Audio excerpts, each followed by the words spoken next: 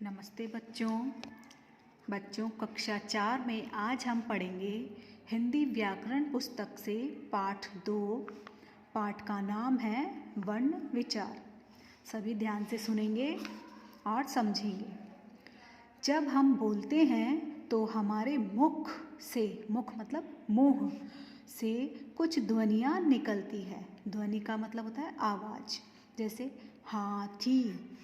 हाथी शब्द में कितनी ध्वनियाँ हैं? देखने में हाथी शब्द में केवल 2 ध्वनियाँ हैं। जब हम बोले ना हाथी, ऐसे लग रहा है 2 ही ध्वनियाँ हैं, हा और थी। लेकिन बच्चों, हा और थी ध्वनियों के और भी टुकड़े हो सकते हैं। जैसे हा कैसे बना? ह और आ, हा। आधा थ और ई, थी। तो इस प्रकार हाथी शब्द बोलते समय हम 4 ध्वनियाँ बोलते हैं। ह, आ, थ, ई, हाथी।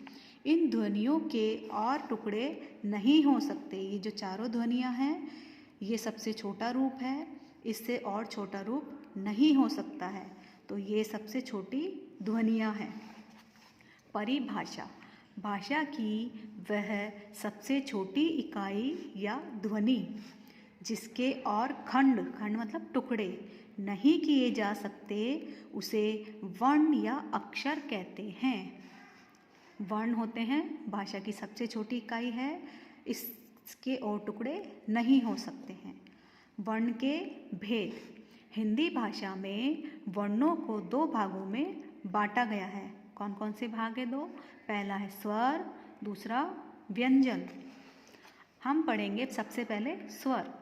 जिन ध्वनियों का उच्चारण करते समय किसी अन्य वर्ण की सहायता नहीं ली जाती, उन्हें स्वर कहते हैं।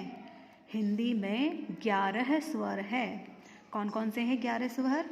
अ, आ, ई, उ, रि, ए, आय, ओ, औ। ये सब कितने हैं? 11 है। और ये सब क्या है? स्वर। स्वर की मात्राएं। जब हम इनसे शब्द बनाते हैं ना, इन स्वरों से, तो इनके मात्राओं के जो चिन्ह होते हैं, उनसे हम शब्द बनाते हैं। भाषाओं को शुद्ध रूप में लिखने के लिए मात्राओं का ज्ञान आवश्यक है। साथ ही इनके उचित प्रयोग का ज्ञान होना भी आवश्यक है। प्रत्येक स्वर की अपनी मात्रा होती है। इन मात्राओं के लिए कुछ विशेष चिन्ह हैं। जब स्वर किसी व्यंजन के साथ मिलता है, तब स्वर का छोटा रूप या चिन्ह मात्रा बन जाता है। मतलब ये जो स्वर है, जब व्यंजन के साथ मिलते हैं तो इनका मात्रा वाला रूप प्रयोग में लिया जाता है। व्यंजन के साथ लगने वाले स्वर के विशेष चिन्ह मात्रा कहलाते हैं। मात्रा किसे कहेंगे? जब व्यंजन के साथ स्वर के जो चिन्ह लगते हैं ना विशेष, उसे हम मात्रा कहेंगे। जैसे आ है, आ की मात्रा कैसे होती है? सीधी पाई। आ से शब्द क्या बना? आम। ऐसे ही ई है, ई की मात्रा कैसे होता है? सीधा डंडा और ऊपर जाके घूमना ऐसे। तो क पे कैसे लगी ई की मात्रा छोटी वाली? बाएं तरफ। की से शब्द क्या बना? किस। अ की कोई मात्रा नहीं होती। जो अ वर्ण होता है वो क से ज्ञ तक जितने भी व्यंजन होते हैं वो आधे होते हैं।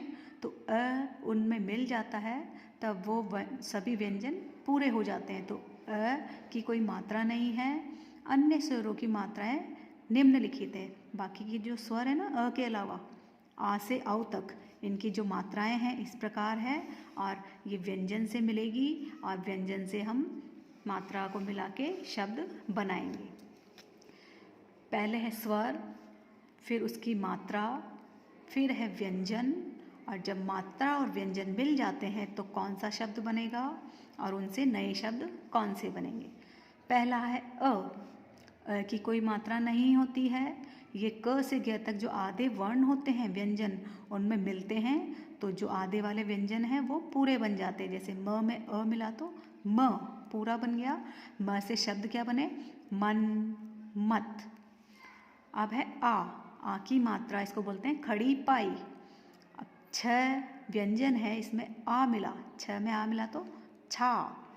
छा से शब्द क्या बना? छाता, छापा। फिर है ई, छोटी ई की मात्रा। च में छोटी ई किधर लगी?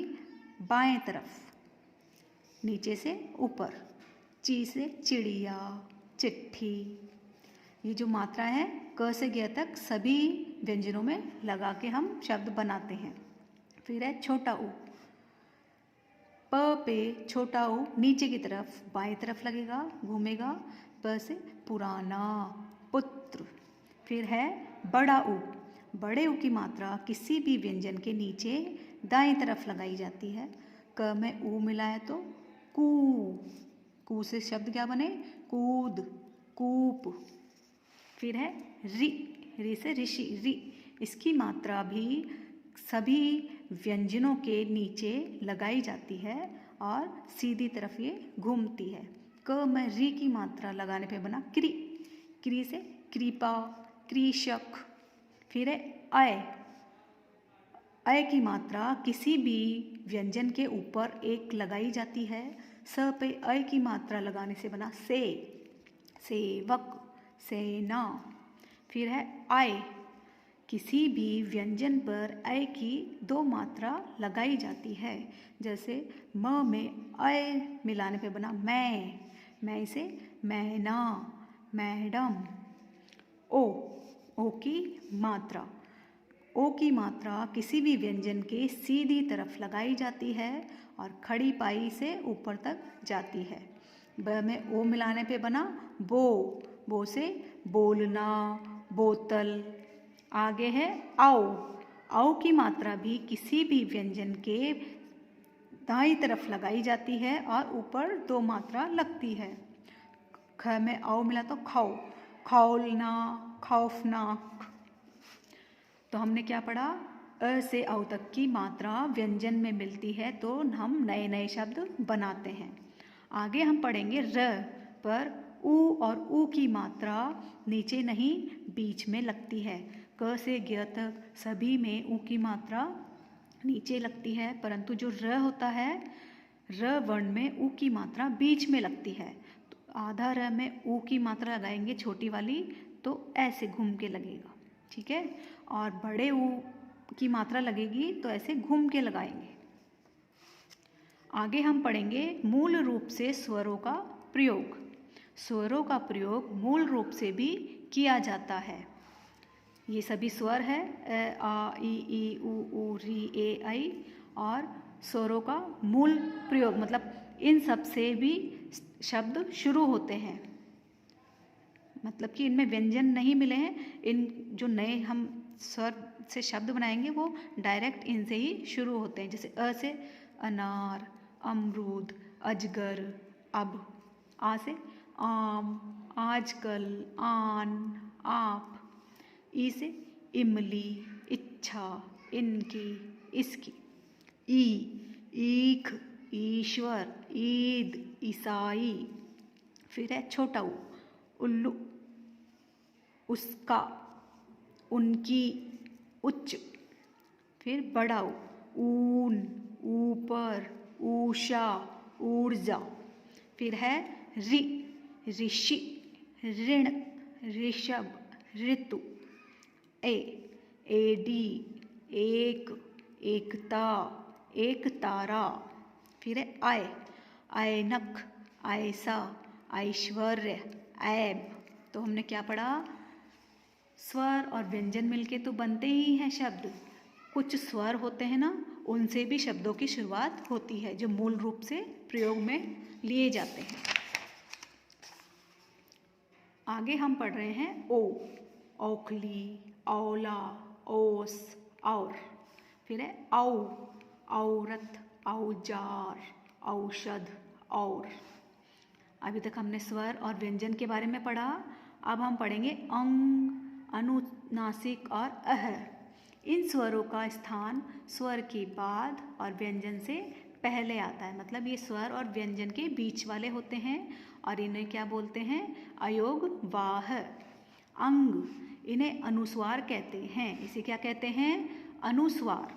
इसका उच्चारण नाक से होता है।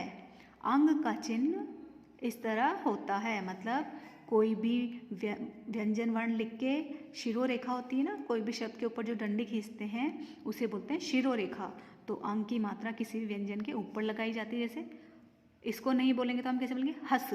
और इसको लगाने पे हंस, कंस, रंग, कंगन, पिंजरा, शंख, मंच। तो अनुस्वार में नाक से आवाज आती है जब हम उच्चारण करते हैं, बोलते हैं। फिर है अनुनासिक। इसे क्या बोलते हैं? अनुनासिक या चंद्र बिंदु भी कहते हैं। इसका उच्चारण नाक और गले दोनों से होता है। अंग का चिन्ह चंद्र बिंदु होता है। जैसे पाँच, कांच, कांटा, चांद, आँख, आंचल, लंगड़ा, अंगूठी। तो जब हम इन शब्दों को बोलेंगे नाक और गले दोनों से आवाज आती है तो ये अनुनासिक है। आगे हम पढ़ेंगे अह। इसे विसर्ग भी कहते हैं। इसका प्रयोग व्यंजन के बाद किया जाता है, मतलब इसकी जो मात्रा लगाई जाती है किसी भी व्यंजन के बाद में लगाई जाती है। इसका उच्चारण ह की तरह होता है। अ का चिन्ह अह होता है, मतलब इसका चिन्ह क्या होता है? इस तरह होता है। इसको बोलते क्या है? ह। जैसे अब इसको नहीं बोलेंगे हम, इसके बिना ही बोलेंगे प्रात, लेकिन अब इसको लगा के क्या बोलेंगे?